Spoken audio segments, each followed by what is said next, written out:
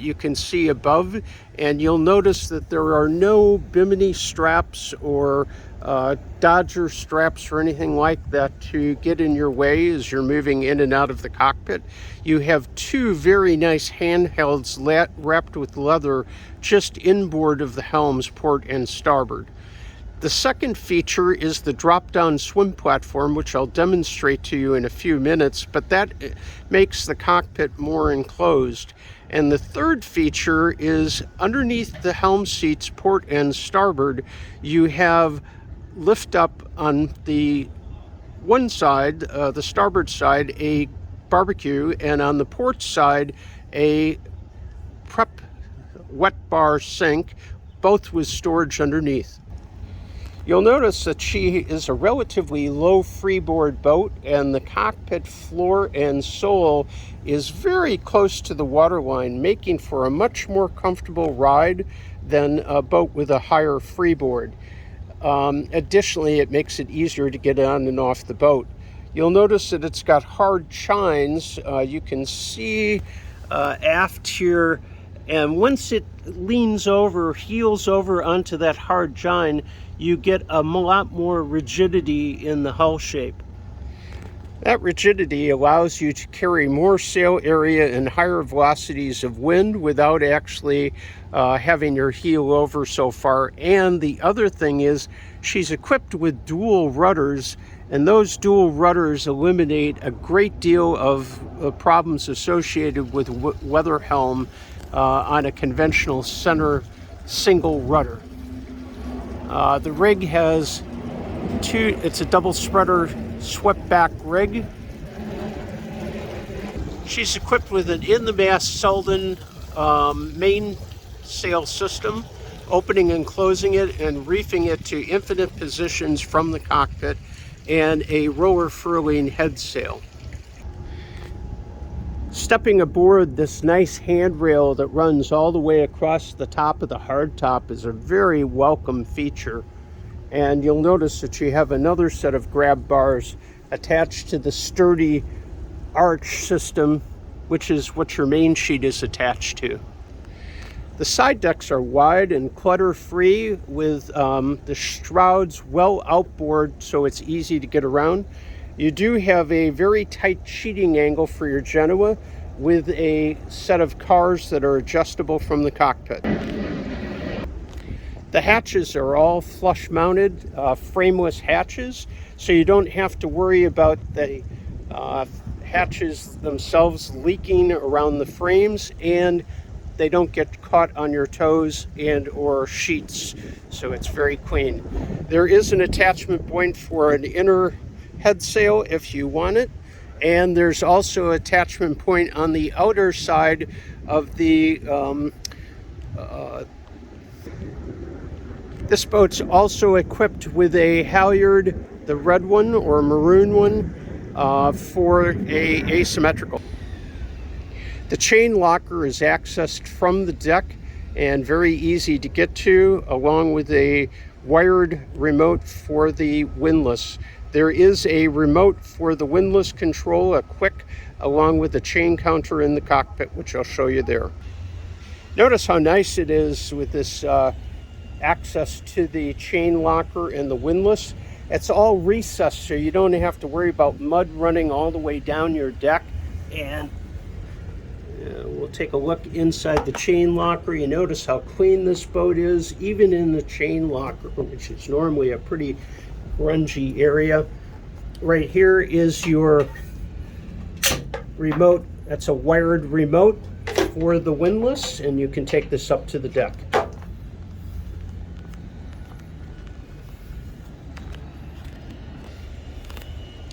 You have a stainless steel bowsprit on this boat with a anchor roller and a delta anchor at your mounted, ready to deploy. Looking aft from the foredeck, you notice that you've got just a great deal of space and very easy boat to get around. We're going to go ahead and walk down the port deck. Again, you'll notice that you have a set of Genoa tracks with retractable cars, easy to get around shrouds. Look at this hard top and arch system. Very, very, very comfortable cockpit because of it. This is my view from the helm. You've got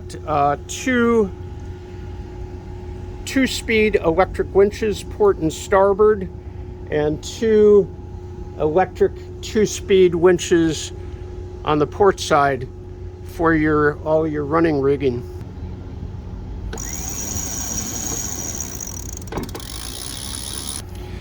So your clutch and throttle is right at your fingertips while you're standing up. You can very easily get to that. And then over here we have a bow and stern thruster. This is set up for both incremental on the bow and stern. So I've just activated it, and we'll go ahead and give it some port thrust. We'll give it a little starboard thrust. We'll give it some stern thrust.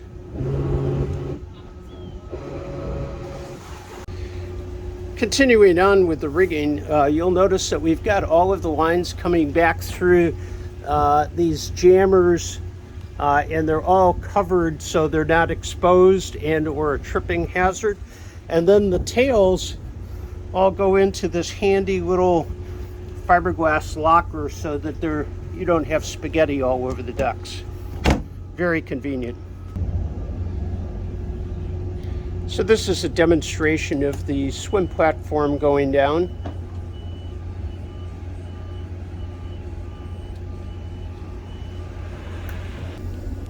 So once the platform's down, you can very easily just step down one nice step, and from the swim platform, you've got access to this locker and to the barbecue. There's the fiberglass top up for the barbecue and the barbecue itself. And then below it, you've got a generous locker here for fenders, lines, swim gear, dive gear, etc. On the port side, you have access to a sink and prep area. Got a couple of drink holders, and then below it again you've got another locker for fenders, lines, whatever it is that you need to have back here at your fingertips, cleaning supplies, etc. There's a very generous locker in the cockpit floor right here, and then forward, outboard on both sides are your accesses for your emergency tillers. This locker right here is originally designed for life raft, but you can use it for whatever you wish. Right now it's got a nice fiberglass container in it. You could put a cooler in here, or a 12-volt compressor refrigerator freezer if you'd like as well. Lots of opportunities. It's a big space. The table is a teak table, and it is electric high-low.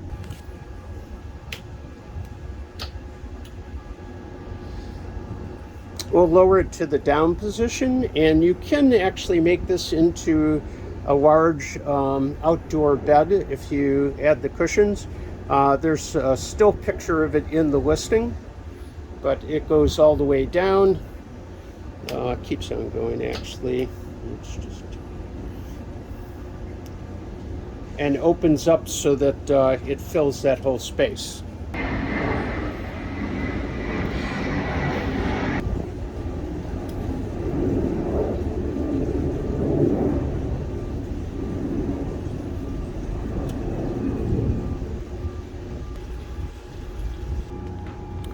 Electronics wise, we have the B&G chart plotter with multi displays. You can see you have speed over the ground. You can also adjust it to boat speed, wind speed, etc. Right below it you have the quick remote for the anchor, along with the chain counter. You can bring the anchor up or lower it down from this position. A compass, a small multiple display that you can set for a variety of different screens, including boat speed, depth, wind speed, etc. a separate physical keypad for your autopilot, and you can control the autopilot from the main B&G displays. This is your engine start stop.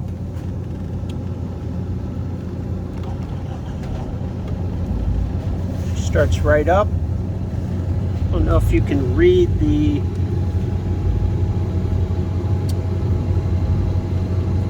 engine hours, but it's 5:46. At the port helm, we have another B&G display.